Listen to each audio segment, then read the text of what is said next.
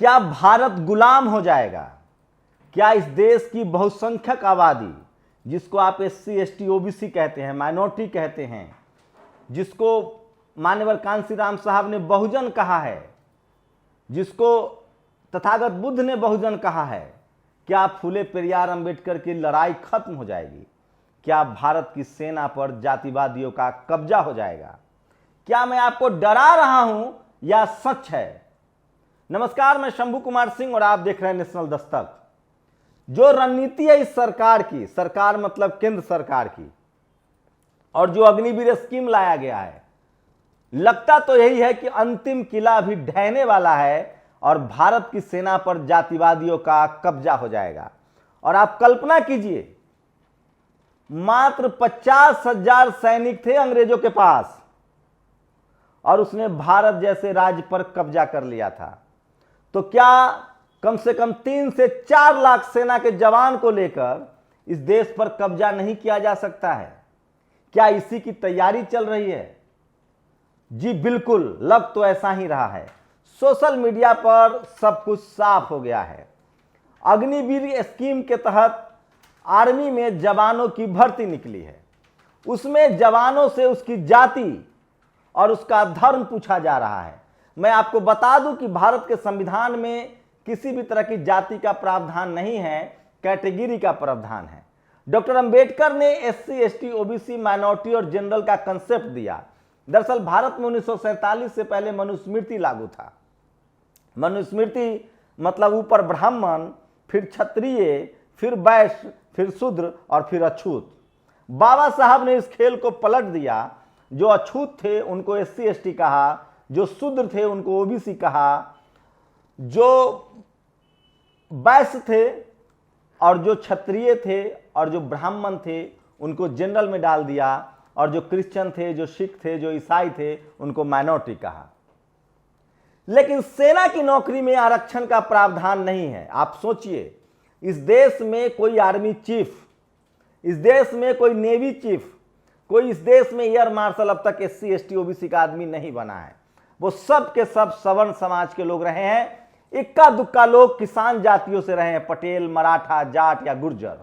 इक्का दुक्का, जैसे सुप्रीम कोर्ट में नहीं है, जैसे लोग मीडिया में नहीं है, जैसे ब्यूरोक्रेसी में थोड़े लोग आए हैं, जैसे जुडिशियरी में नहीं है, ठीक उसी तरह से सेना में 2 तरह से भर्तियां होती है।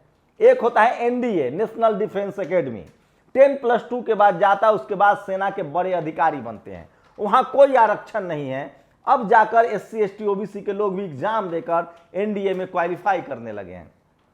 दूसरा होता है SSC, short service commission. Graduation करने के बाद आपको मौका मिलता है, उसमें भी आप अधिकारी बनते हैं। और तीसरे लेवल पर भर्ती होती है जवानों की। जवानों की भर्ती होती है जो सेना की रीढ़ होती है। भारत में 5 लाख से ज्यादा सेना के जवान हैं।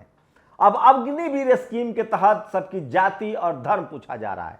दरअसल खतरा इसलिए है कि कैटेगरी तब पूछी जाती है जब आरक्षण मिलता है। जैसे पैरामिलिट्री फोर्स में आरक्षण है, चाहे वो CISF हो, चाहे वो ITBP हो, चाहे वो RPF हो, रेलवे प्रोटेक्शन पुलिस फोर्स हो।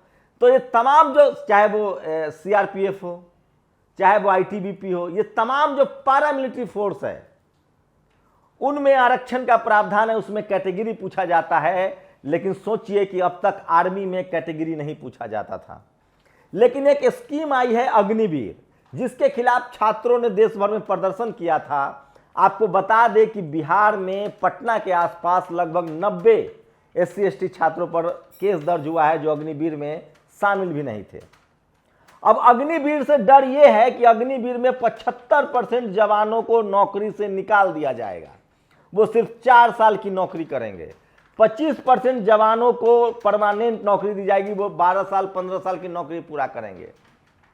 अब सवाल यह है कि क्या लोग आशंका जता रहे हैं, मैं नहीं कह रहा हूं, तेजस्वी यादव ने ट्वीट किया है, दिलीप मंडल इसको लेकर कैंपेन चला रहे हैं, आम आदमी पार्टी के संजय सिंह ने ट्वीट किया है कि क्या जाति के आधार पर SC ST OBC और माइनॉरिटी को, जिससे बीजेपी और RSS को खतरा है, उसको दरकिनार कर दिया जाएगा, उसको नौकरी से बाहर कर दिया जाएगा। और क्या जो RSS और बीजेपी के समर्थक होंगे, उनकी आइडियोलॉजीज के समर्थन में होंगे, क्या उनको ही सिर्फ सेना में कंटिन्यू किया जाएगा?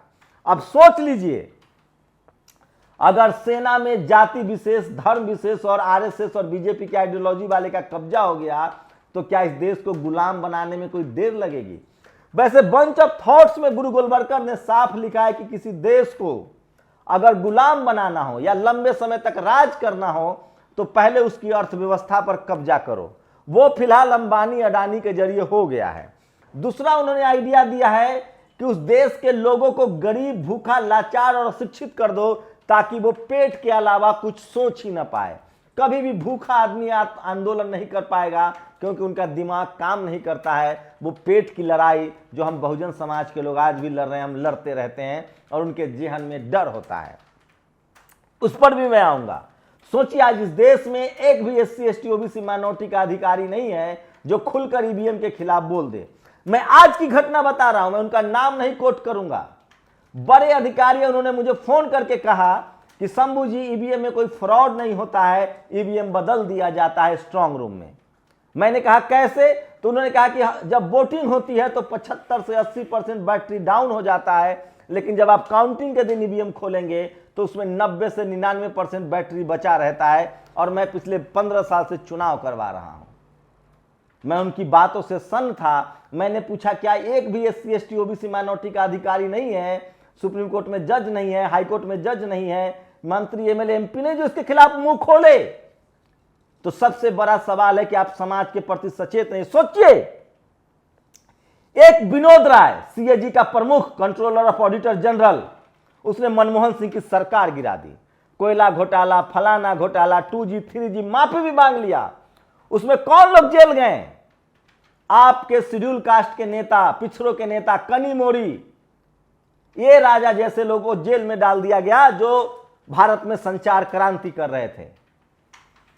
लेकिन सोचिए, आज देश की विडंबना क्या है। एक भी एससी, एसटी, ओबीसी माइनॉरिटी का सरकारी अधिकारी, कर्मचारी, एमपी, एमएलए, सांसद डर से नहीं बोलता है। सबको शंभू को कॉल करना है कि सबकी बात शंभू उठाएगा। बिल्कुल मेरी नैतिक जिम्मेदारी एक पत्रकार के तौर पे कि मैं सबकी आवाज उठाऊं, सबकी बात पहुंचाऊं। लेकिन सोचिए कि अगर मायावती, अखिलेश, तेजस्वी, लालू यादव अगर मुख्यमंत्री होते और इसी तरह की गड़बड़ी होती तो क्या सवर्ण समाज का चपरासी हो या चीफ जस्टिस हो या चीफ मिनिस्टर हो आवाज उठाता? और जो समाज आवाज उठाता है वो अपने कंधों पर लाश नहीं उठाता है। एससी, एसटी, ओबीसी माइनॉरिटी के लोग आवाज नहीं उठाते हैं, इसलिए उनको अपने कंधों पर लाश उठाना पड़ता है। तो मैं फिर वही कह रहा हूं, अगर जिस तरह की आशंका जताई जा रही है, और मैं नहीं कह रहा हूं, इस देश के सबसे शानदार पत्रकार दिलीप मंडल, तेजस्वी यादव, संजय सिंह, ऐसे तमाम सोशल मीडिया पर लोग सवाल पूछ रहे हैं कि अग्निवीर में जाति क्यों पूछ रहे हो? क्या जाति जानने के बाद जो बीजेपी आरएसएस का समर्थक नहीं होगा उसको नौकरी से निकाल दोगे?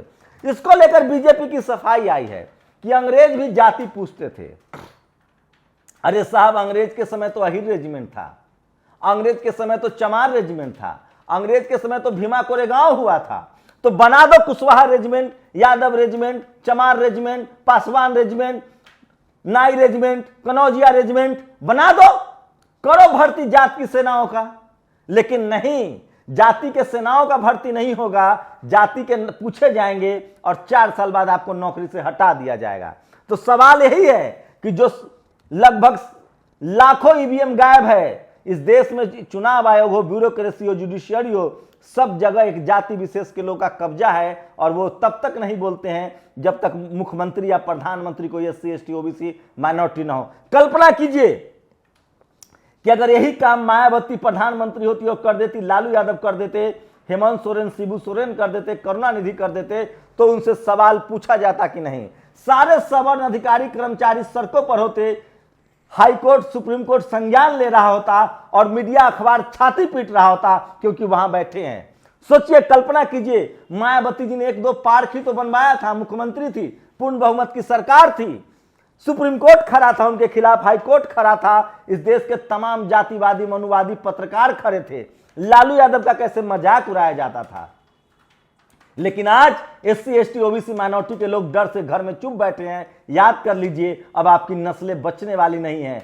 मैं फिर कह रहा हूं, अब उन एससी, एसटी, ओबीसी माइनॉरिटी को खतरा है जो आज सोशल मीडिया की वजह से इस खबर को सुन रहे हैं वो ध्यान से सुन ले। अगर आप सिस्टम में हैं, आप एसपी कलेक्टर हैं, एसपी डीएम हैं, आप एमपी एमएलए हैं, आप डॉक्टर इंजीनियर प्रोफेसर हैं, बिजनेसमैन हैं, जातिवाद के अब शिकार होंगे, क्योंकि जातिवाद अब गांव में नहीं शहरों में आ गया है। और जो जातिवादी हैं, मनुवादी हैं, उनको आपके मजदूर बनने पर, ठेला चलाने पर, सब्जी बेचने पर आपत्ति नहीं है। आपके जज बनने पर, पत्रकार बनने पर, बिजनेसमैन बनने पर, आईएएस कलेक्टर बनने पर, प्रोफेसर बनने पर, डॉक्टर इंजीनियर बनने पर और विदेश जाने पर आपत्ति है, और वो आपको छोड़ेंगे नहीं। अगर आप चाहते हैं कि आने वाली नस्लों को बचाएं तो किसी भी तरह के गलत कामों के खिलाफ बोले। आप सोचिए, अगर 3 से 4 लाख उनकी सेना हो गई, फिर आपका क्या हाल करेंगे। जो डेमोक्रेसी है, वोट का अधिकार है, उसके बाद जब मनमानी हो रही है, जातीय हिंसा हो रही है, एक भी आदमी इस देश का जो सरकारी कर्मचारी अधिकारी है, जो मीडिया में है, जुडिशियरी में है, कॉलेज यूनिवर्सिटी में है, ब्यूरोक्रेसी में है, या किसी सवर्ण पार्टी के एमएलए एमपी है, वो कलेजे पर हाथ रख के कह दे कि वो इज्जत से, सम्मान से अपनी नौकरी कर रहा है तो मैं पत्रकारिता छोड़ दूंगा। राजेंद्र प्रसाद सिंह कहते हैं कि एससी एसटी ओबीसी माइनॉरिटी के लिए नौकरी पा लेना आसान है, इज्जत से नौकरी पूरा कर लेना बड़ा मुश्किल है।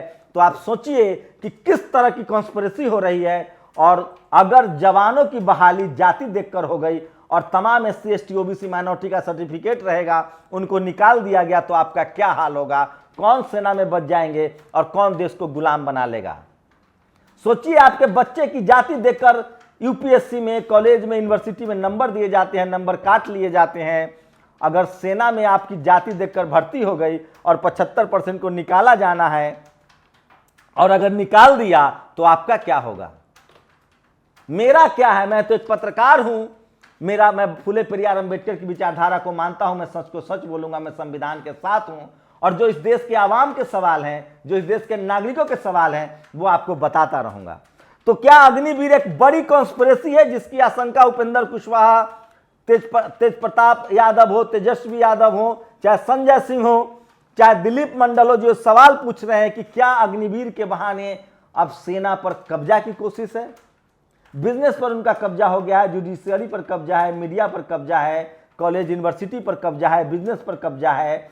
अब क्या सेना पर भी उनका कब्जा होने जा रहा है। और अगर हो गया तो क्या बंच ऑफ थॉट, जो गुरु गोलवलकर की विचारधारा है कि देश के बहुसंख्यक आबादी को कंगाल बनाओ, सेना पर कब्जा करो, व्यापार पर कब्जा करो, लंबे समय तक तुम सत्ता में बने रह सकते हो। तो क्या सेना के बहाने आरएसएस, चूंकि ये साफ है कि आरएसएस की आइडियोलॉजी को बीजेपी फॉलो करती है, क्या आरएसएस की कोशिश है कि सेना पर कब्जा कर लिया जाए और डेमोक्रेसी खत्म हो जाएगी, संविधान खत्म हो जाएगा। क्या एससी एसटी ओबीसी माइनॉरिटी के जो हक अधिकार संविधान में है वो खत्म हो जाएंगे। आपको लगता होगा ये साधारण बात, लेकिन ये बहुत गंभीर बात है। आप अपनी प्रतिक्रिया जरूर दीजिए कि क्या ये आशंका सही है या गलत है। आपकी प्रतिक्रिया का हमें इंतजार रहेगा। मुझे तो लगता है कि इस देश को बड़ी प्लानिंग के तहत संविधान को खत्म करने के लिए सेना पर कब्जा की कोशिश है। जब आरक्षण ही नहीं है तो जाति क्यों पूछी जा रही है। और दूध का दूध और पानी का पानी हो जाएगा कि 75% किन की छटनी होती है।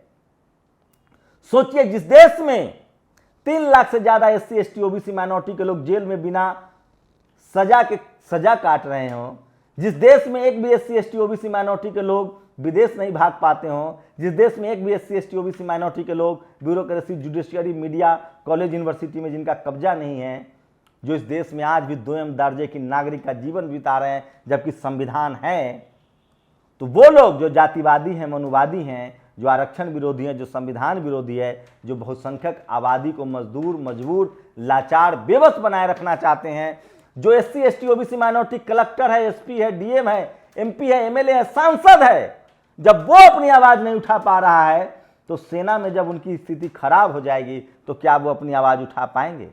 क्या ये बड़ी रणनीति है आरएसएस बीजेपी की। आखिर क्यों जाति मांगा जा रहा है। क्या जाति के आधार पर सबकी छटनी होगी। आप लोग अपनी प्रतिक्रिया जरूर दीजिए। शुक्रिया। नेशनल दस्तक की आपसे गुजारिश है कि अगर इसको बचाना चाहते हैं तो नेशनल दस्तक को सब्सक्राइब करने के लिए रेड कलर के सब्सक्राइब बटन को दबाएं, फिर बेल आइकन की घंटी दबाएं। नेशनल दस्तक को बचाने के लिए बहुत जरूरी है कि हर खबर को शेयर करें, लाइक करें, कमेंट जरूर करें।